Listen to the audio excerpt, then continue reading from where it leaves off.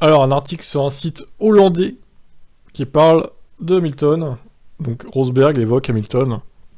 Évidemment, le site hollandais s'est empressé de le relayer. Hein. Tout ce qui peut être contre Hamilton, il le relaye.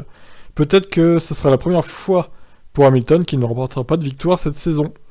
Donc, traduction un peu bancale pour certains propos, j'imagine. On va essayer de corriger ça. Il est vraiment déprimé, c'est compréhensible.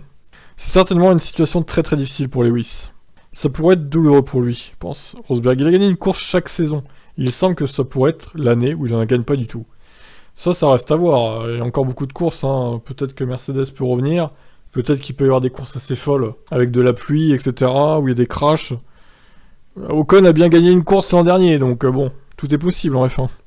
Rosberg, qui a l'expérience des tensions au sein de Mercedes, voit la tension monter. On a vu Toto Wolff, qui à mon avis était en colère contre Lewis parce que Lewis a peut-être trop critiqué l'équipe à la radio. La tension monte, ça en fait partie. Lewis montrera bien sûr un peu plus de ses émotions. Pourtant, l'ancien coéquipier de Hamilton pense qu'il peut éventuellement contrôler ses émotions.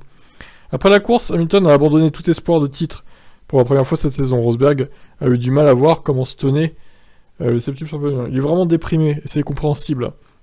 C'est une longue saison, mais ils ne sont nulle part avec cette voiture. Ils ne pourront même pas concourir pour les victoires de sitôt. Il est donc difficile pour Hamilton de rester motivé. Rosberg pense qu'Hamilton peut rester motivé. Où trouver cette motivation? George avait bien performé. Il pourrait être la plus grande source de motivation pour Lewis, pour continuer à se battre. Oui, c'est sûr que si George termine devant à chaque course, bon, ça la foutrait un peu mal, c'est vrai. Même si c'est de peu, bon, il faut quand même qu'il assume son statut de P1. Lewis, c'est qu'il termine devant au championnat Russell. C'est le minimum syndical quand même, quoi.